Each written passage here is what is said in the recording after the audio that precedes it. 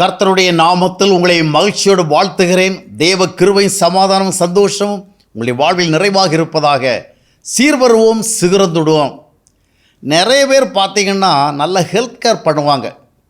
எப்பொழுதும் நல்லா எக்ஸசைஸ் பண்ணி, ஒர்க் அவுட் பண்ணி, வாக்கிங் ஜாக்கிங் எல்லாம் போயிட்டு நல்ல டிசிப்ளினாக சாப்பிட்டு இந்த மாதிரி பல்வேறு விதங்களில் ஒரு ஹெல்த்தி பாடிக்கு தேவையான எல்லா காரியங்களையும் செய்வாங்க. அதில் ரொம்ப கேர்ஃபுல்லாக இருப்பாங்க. அந்த மாதிரி இருக்கிறவங்களில் கூட நிறைய பேர் எளிதாக வியாதியில் விழுந்துருவாங்க. எளிதான நோய்களை அவளை பற்றி கொள்ளும். ஏன் அந்த மாதிரி இவ்வளவு ஆரோக்கியத்துக்கு ஏதோன காரியங்களை செய்கிறாங்களே? சாப்பிட்றதெல்லாம் பார்த்து பார்த்து சாப்பிட்றாங்க, குடிக்கிறதெல்லாம் பார்த்து பார்த்து குடிக்கிறாங்க, எல்லாவற்றிலும் ரொம்ப கேர்ஃபுல்லாக இருக்கிறாங்க, நல்ல உடல் கவனம் செலுத்துகிறாங்க. எல்லாம் செலுத்துகிற பொழுது ஏன் எளிதாக இவருடைய நோய்களை இப்போ இவருடைய வாழ்க்கையில் எல்லாவற்றையும் சரியாக செய்யும் பொழுது ஏன் வியாதிகள் வருகிறது கேட்பார்கள். சில நேரத்தில் நம்ம எவ்வளவு தான் நம்ம பாடியை ஹெல்த்தியாக வச்சாலும், எவ்வளோ தான் ஆரோக்கியமாக வச்சாலும், இந்த உலக சூழல் அடிப்படையில் வியாதிகள் பலவீனங்கள் வருவது இயற்கை தான். ஆனால் சிலருடைய வாழ்க்கையில் நீங்கள் கவனிக்க வேண்டிய என்னவென்றால், அவங்க உடலை நல்லா வைப்பாங்க, ஹெல்த் கேர், அதாவது நம்ம சரீர ஆரோக்கியத்துக்கு விசேஷ கவனம் செலுத்துவாங்க, மனதை விட்டுருவாங்க. நம்முடைய வாழ்க்கை என்பது வெறும் உடலோடு சார்ந்ததல்ல, உடல் சார்ந்ததல்ல, மனம் சார்ந்தது. மனம் நல்லா இருந்தால் உடலும் நல்லா இருக்கும். ஒரு மனிதன் தன்னுடைய மனதை சரியாக வைத்து கொள்வதற்கு, அதாவது நல்ல சுபாவங்களோடு, நல்ல தன்மைகளோடு, நல்ல ஒழுங்குகளோடு, நல்ல விதமான நிலைமைகளோடு வைத்து கொள்வதற்கு அவன் போதிய கவனம் செலுத்தினா அவனுடைய சரீரத்தில் வருகிற சுமார் 75% வியாதி வராமலே போயிடும்.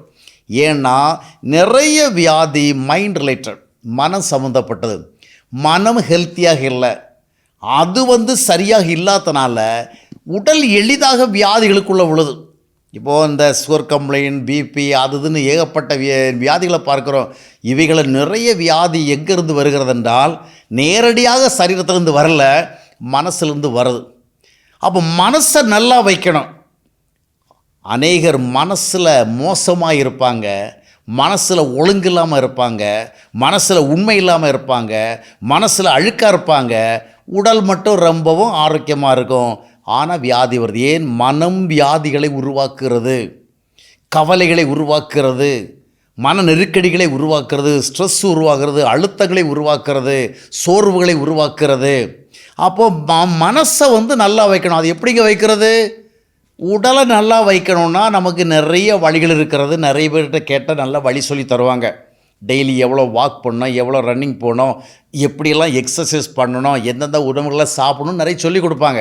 இந்த மனசை நல்லா வைக்கிறதுக்கு யாருக்கு சொல்லிக் கொடுக்க முடியும்? அறிவுரைகள் பண்ணலாம், நிறைய ஆலோசனை கொடுக்கலாம். அதனால நம்ம மனசு நல்லா வைக்க முடியும். அந்த பவர் நம்மக்கிட்ட கிடையாது. அதனால தான் நம்முடைய மனதுக்கு ஆண்டவர் தேவை. கர்த்தரை நம்முடைய வாழ்விலே நமக்கு உள்ளே பெறணும். யோவான் 1:12 என்ன சொல்கிறது? அவருடைய நாமத்தின் மேல் விசுவாசம் உள்ளவர்களாக அவரை ஏற்றுக்கொண்டவர்கள் அவரை நமக்குள்ளே பெற்றுக்கொள்ளணும். அவரை பெற்றுக்கொண்டால் என்ன நடக்கும்? 2 கொரிந்தியர் 5:17 சொல்லுகிறது, ஒருவன் கிறிஸ்துவுக்குள்ள, கிறிஸ்துவோடு இருந்தால், கிறிஸ்துவை மனதில் வைச்சிருந்தால் அவன் புதிய சிருஷ்டியாக இருப்பான். பழையவெல்லாம் போயிடும். பழைய சுபாவம், பழைய தன்மைகள், பழைய மனநிலைகள், பழைய பழக்க வழக்கங்கள், பழைய விதமான ஆசைகள், உணர்வுகள் எல்லாம் போயிடும். கர்த்தருக்கேற்ற புதிய காரியங்கள் இருக்கும். இப்போது ஆண்டவர் நமக்குள்ளே வந்தால் மனம் நன்றாக இருக்கும். இந்த மனம் தேவ ஆளுகையில் இருக்கும், தேவனுடைய கட்டுப்பாட்டுக்குள்ளே இருக்கும், சமாதான ஆளுகையில் இருக்கும், சந்தோஷ ஆளுகையில் இருக்கும், நம்பிக்கை ஆளுகையில் இருக்கும். அந்த மாதிரி இருக்கும் பொழுது எளிதாக உடலில் வியாதிகள் வராது, நிறைய வியாதிகள் தவிர்க்கப்படும். ஆகையால் உடல் ஆரோக்கியத்திற்கு மட்டும் கவனம் செலுத்தாதபடிக்கு மன ஆரோக்கியத்துக்கு கவனம் செலுத்தணும். சிலர் பார்த்தீங்கன்னா காலை ஒரு 10 நிமிஷம் கூட ஜெபம் பண்ண மாட்டாங்க. ஆனால் காலை 5 கிலோமீட்டர் 8 கிலோமீட்டர் நடந்துக்கிட்டு வருவாங்க. ஒரு 10 நிமிஷம் உட்காந்து பைபிள் படிக்க மாட்டாங்க. ஆனால் நிறைய விதமான எக்ஸசைஸ் பண்ணுவாங்க, பார்த்து பார்த்து சாப்பிடுவாங்க. ஆனால் வேதத்தில் சொல்லியிருக்கிற எந்த ஒழுங்கையும் பின்பற்ற மாட்டாங்க. கர்த்தரை தேடுங்கள், கர்த்தரை உங்களுக்குள் கொண்டு வாங்க, கர்த்தரோடு பேசுங்க, கர்த்தருடைய ஐக்கியத்தில் வாழுங்க. மனம் ஆரோக்கியமாக இருக்கும், அதனுடைய விளைவாக உங்களுடைய உடலும் ஆரோக்கியமாக இருக்கும்.